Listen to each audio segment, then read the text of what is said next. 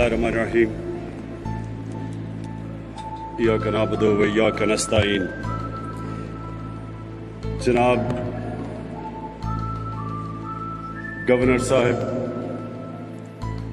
Chief minister साहब, ministers, federal ministers, parliamentarians और ख्वातीन हज़रात, बलूचिस्तान बाकी पाकिस्तान से पीछे रह गया और उसकी दो वजूहात।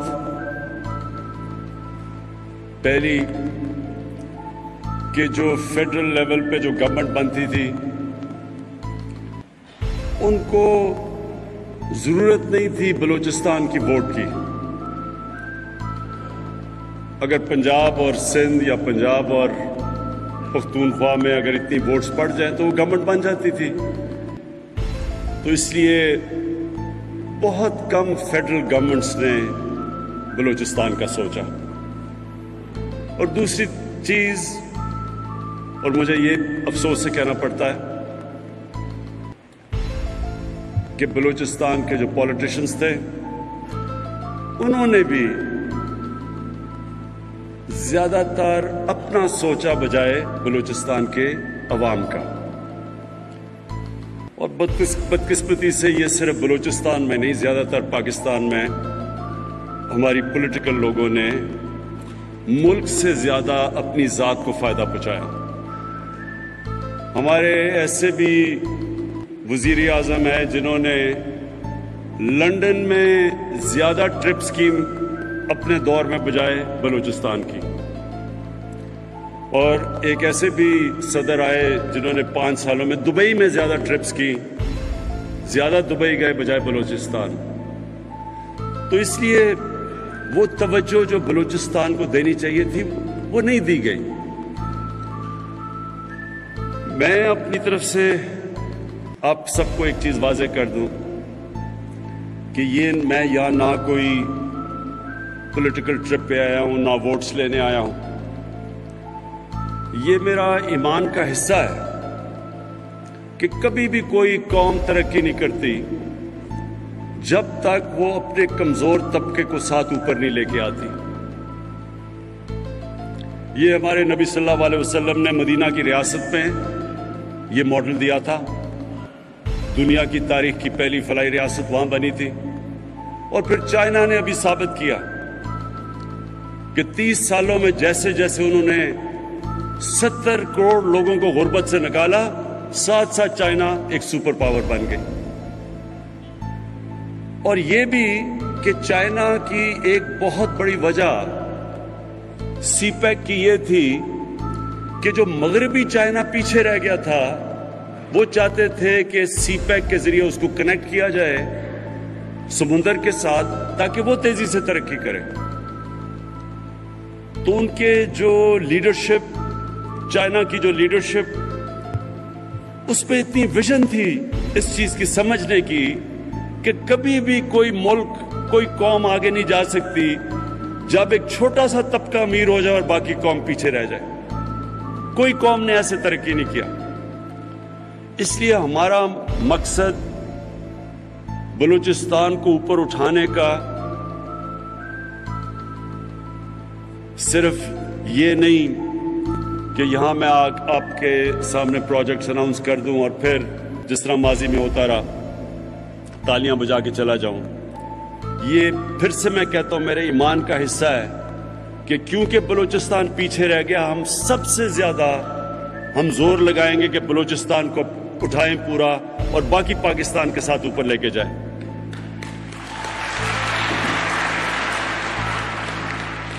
एक मुल्क एक घर होता है, उसमें यह नहीं हो सकता कि एक घर के 2 बच्चे बड़े आगे बढ़ जाएं और 2 बच्चे बेचारे पीछे रह जाएं। घर सारा ऊपर इकट्ठा निकलता है। और जो प्राइम मिनिस्टर होता है वो एक घर का बाप की तरह होता है। उसको ये देखना होता है कि सारे बच्चों को वो उसी तरह ऊपर लेके आए। तो इसलिए मुझे बड़ी खुशी है कि पंजाब के वजीर आला आज वो यहां हमारे साथ हैं। उन्होंने भी बलूचिस्तान के यूनिवर्सिटी और हॉस्पिटल में उन्होंने भी अपनी इन्वेस्टमेंट की है। जो ये इस तरह है कि एक बड़ा भाई कोशिश कर रहा है अपने छोटे भाई की मदद करने, और ये होता है मुल्क कैसे ऊपर जाता है। ये जो कई दफा लोग फायदा उठाते हैं बलूचिस्तान की महरूमियों का और उनके और मफादात होते हैं, वो इसलिए कामयाब हो जाते हैं इंतशार फैलाने के लिए, क्योंकि लोगों के अंदर तासुर चला जाता है कि हमें पाकिस्तान में, हम पाकिस्तान का हिस्सा बनने से हमारा क्या फायदा। लेकिन मैं आज आप सबको बताना चाहता हूं कि पाकिस्तान का हिस्सा बलूचिस्तान का बनने से इंशाअल्लाह इस वक्त आप तस्वर भी नहीं कर सकते कि आपको कितना फायदा होगा। सबसे पहले कनेक्टिविटी आपकी चाइना के साथ है, और ये याद रखें कि इस वक्त दुनिया में जो मुल्क सबसे तेजी से तरक्की कर रहा है वो है चाइना, जिससे सारी इस वक्त और मुल्क डरे हुए हैं, उनको खौफ आ रहा है उसके प्रोग्रेस से। वो इसलिए कि सबको नजर आ रहा है कि चाइना चंद सालों में सारी दुनिया को पीछे छोड़ जाएगा। हमारी खुशकिस्मती है कि हम उससे कनेक्टेड हैं, और बलूचिस्तान की खुशकिस्मत इसलिए कि आपके पास गवादर है, और गवादर कनेक्ट हो जाएगा चाइना के साथ। और जो चाइना की ट्रेड है, आप ये जरा ज़हन में डालें कि 2000 अरब डॉलर चाइना की ट्रेड है। 2000 अरब डॉलर। इस वक्त पाकिस्तान की एक्सपोर्ट मुश्किल से 25 अरब डॉलर है। तो वो जब कनेक्ट होता है एक ऐसे मुल्क के साथ जिससे हमारे बड़े अच्छे ताल्लुकात हैं, और फिर जो गवादर जब कनेक्ट होता है, तो आप ये सोचें कि आगे बिल्कुल एक इंशाअल्लाह आपके सामने एक नया दौर नजर आने वाला है। आज हमने तकरीबन 600 अरब रुपए के प्रोजेक्ट्स अनाउंस किए।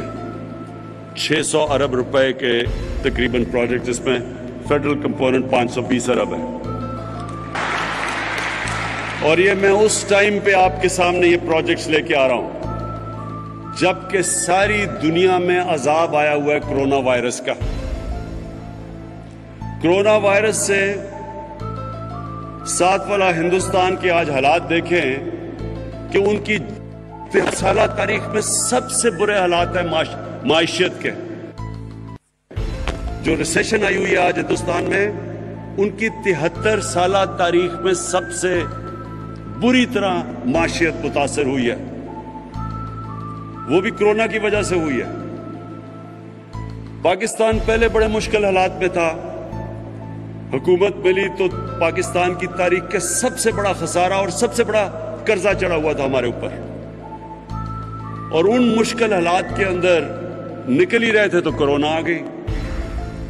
लेकिन अल्लाह का आज खास करम है, मैं अल्लाह का शुक्र अदा करता हूं कि जिस तरह आज पाकिस्तान कोरोना से निकला है, कोई भी बर्रे सगीर में मुल्क इस तरह कोरोना से नहीं निकला जिस तरह पाकिस्तान निकला है। ये मैं अपनी कौम को आज जरूर कहना चाहता हूं कि हमें आने वाले दिनों में बहुत एहतियात करनी पड़ेगी, क्योंकि दूसरा राउंड आ रहा है अब कोरोना का, फिर से केसेस बढ़ रहे हैं।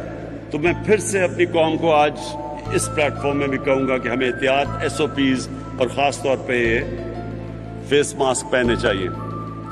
लेकिन इसके बावजूद कि कोरोना की वजह से 900 अरब रुपया कम पैसा इकट्ठा हुआ, हमारा जो टैक्स कलेक्शन का टारगेट था वो बिल्कुल ठीक जा रहा था।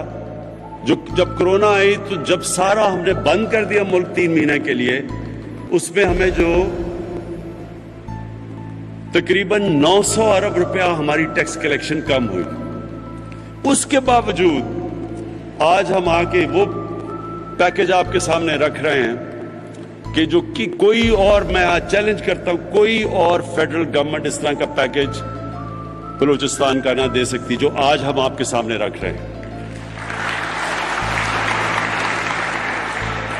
इसमें सड़कों का है, NHA के हम वजीर लेके आए हूं मुराद सईद को, खास तौर पे उन्होंने आज अनाउंस किया कि जो हमने आज आपके सामने जितनी भी NHA सड़कें बना रहा है, ये जरा सुनने गौर से, जितनी भी सड़कें बन रही हैं पाकिस्तान में NHA की, 50% बलूचिस्तान में बन रही हैं।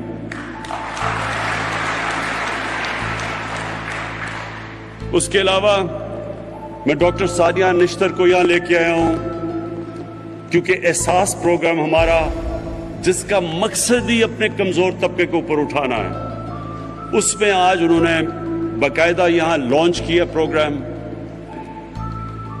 गरीब घरानों में बच्चे और बच्चियों के लिए उन्होंने बाकायदा स्टाइपेंड दिए हैं, पैसे दे रहे हैं गरीब घरानों को कि अपने बच्चे और बच्चियों को पढ़ा सके। 2000 रुपया अगर कोई जो अपनी बेटी को पढ़ाता है उसके घर में दे रहे हैं पैसे, 1500 अगर बेटा पढ़ा रहा है, अगर बेटे को पढ़ा रहे हैं तो तालीम के ऊपर पूरी कोशिश।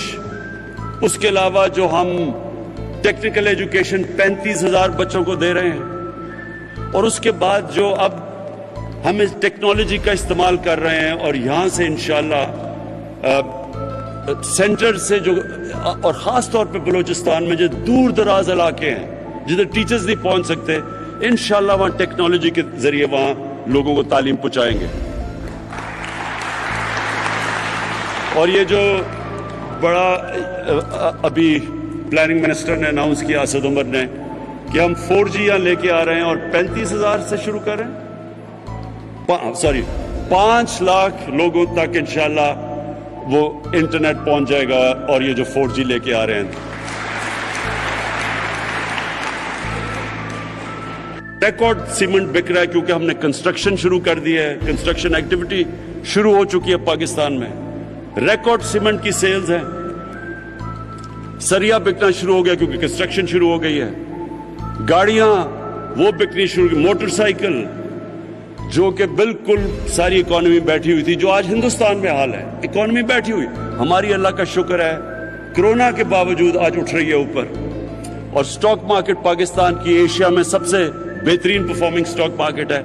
कहने का मकसद मेरा यह है कि इन सारी मुश्किलात के बावजूद अल्लाह ने हमारे पे करम किया, हमारी पॉलिसीज कामयाब हुई और आज हमारा मुल्क ऊपर जा रहा है। और जैसे जैसे हमारे पास आमदनी बढ़ती जाएगी, पैसा आता जाएगा, सबसे ज्यादा जिस तरह चाइना ने किया था, जैसे जैसे उनके पास पैसा आया उन्होंने सारा गरीब तबके पे लगाया, कमजोर इलाकों पे लगाया।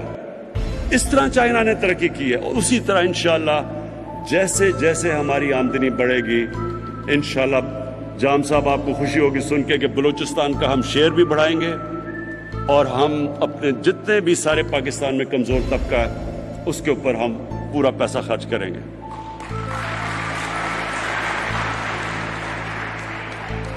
मैं आखिर में जाम कमाल आपको मैं ये एश्योरिटी देता हूं कि आपको पूरी तरह सपोर्ट करेंगे हम फेडरल गवर्नमेंट। अभी भी हमने जो सबसे ज्यादा, ये भी आप सबके लिए, बलूचिस्तान के लोगों के लिए, कि सबसे ज्यादा जो हमने अपना डेवलपमेंट फंड, PSDP फंड जो हमने किसी भी सूबे को दिया, वो सबसे ज्यादा बलूचिस्तान को हमने दिया।